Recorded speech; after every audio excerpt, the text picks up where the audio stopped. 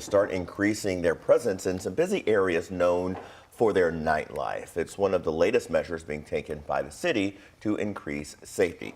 Now, the focus is on 4 major roads. You see them there. We're talking Brownsboro, Frankfort, Baxter, and Bardstown. Jim Stratman is on Bardstown Road this morning. And Jim, this plan is what most would consider a trial run. Yeah, that's right, Eric and Haley. The trial run is going to start tonight, and then it will last for about 10 days, ending on Saturday, September 16th. And this is all just to kind of gauge how effective extra police presence in these kinds of areas can be, whether or not we do see a drop in violent crime, and whether or not this is something that should be continued going forward. Everybody's going to be watching this, police, Metro Council members, and of course, bar owners here on Bardstown Road, Baxter Avenue, those areas as well. Again, this is going to be in high nightlife trafficked areas around town. We're talking Bardstown Road, Baxter Avenue, Brownsboro Road, and Frankfort Avenue. Business owners have told us that safety issues are starting to make them feel uncomfortable, and their customers are feeling the same way, saying that they're coming in on pins and needles sometimes as the night drags on. Even Mayor Craig Greenberg has called on council to look at cutting back the time that bars can stay open from 4 a.m. back down to 2 a.m. The Alcohol Beverage Control Board has also instituted a zero-tolerance noise policy, meaning that businesses could be fined up to $2,500 for a first-time offense if the ABC determines unreasonably loud noise was heard more than 50 feet away from a certain business. Now, as I mentioned, the trial run is expected to start tonight. It'll last until Saturday, September 16th. We did ask LMPD where they expect to get the extra officers to do walking patrols, traffic enforcement in these kinds of areas, given the staffing shortages that they're experiencing at this point. They told us that those extra patrols will come from officers who are already in that division that night, and they'll also be bringing some officers in for overtime work as well. Eric, Haley? Jim, thank you. Now, these new patrols highlight what's really become a persistent issue locally, and that's violence.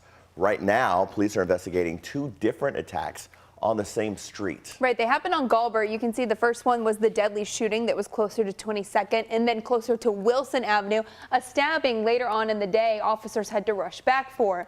Alexis Jones and photojournalist Emma Gefter spoke with someone who watched these scenes unfold.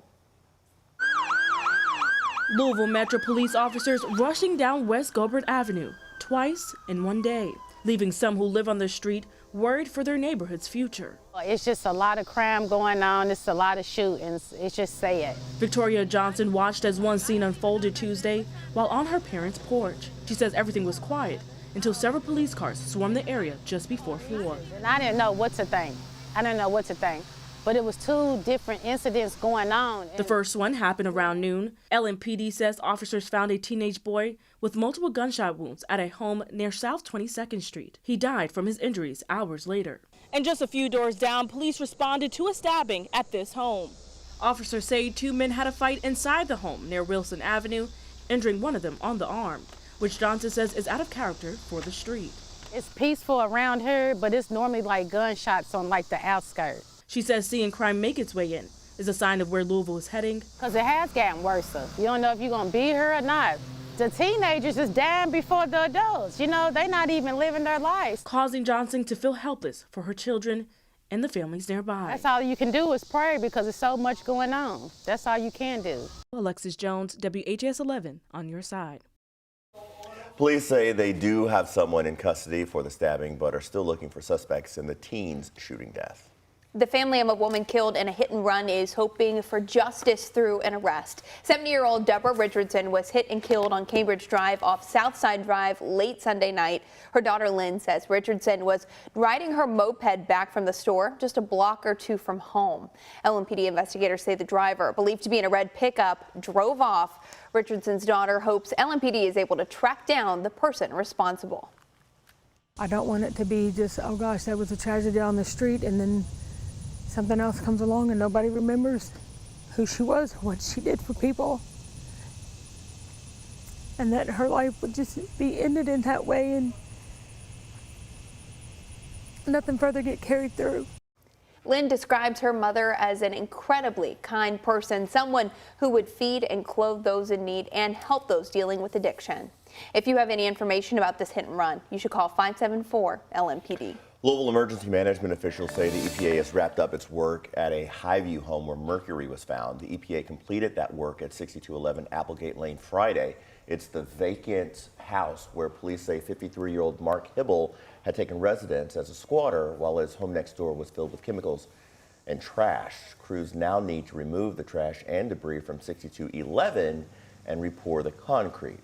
The city originally planned a controlled burn of the home, but now it's waiting for a recommendation from the EPA. That decision is expected by the end of the week. The update comes as Mark Hibble's bond was just lowered from $50,000 to $10,000. Investigators say he admitted to making and detonating homemade explosives. In court yesterday, his attorney addressed why he had those chemicals. He planned to go into business with another chemist. He basically got laid off, Judge, and he and his boss were going to go start their own chemical handling business. That gentleman passed away. Mr. Hibble was not able to move into that business as he had intended. So he had a lot of chemicals stored on his property that he had no purpose for anymore, and he had no means to dispose of them. Incarcerated. Hibble's attorney also told the court his client has a mental health condition. He asked for Hibble's release to a social worker to start inpatient treatment. The county argued Hibble is too dangerous for release. Sean Miles was also in court yesterday. He's accused of raping a woman last month in the St. Joseph neighborhood. A Louisville police officer took the stand to describe how neighbors came forward with ring camera video showing a man following the victim, then running from the area. On one of the Ring doorbells that they received, you saw him following her and you saw him running from the scene. You did not see the actual attack. You just saw that the area he was following and running away. Now that video led police to Sean Miles, we're told. Police believe he followed the victim down Mayline, then punched her in the face and assaulted her. He's facing charges for rape and assault. He's currently being held on a $100,000 bond.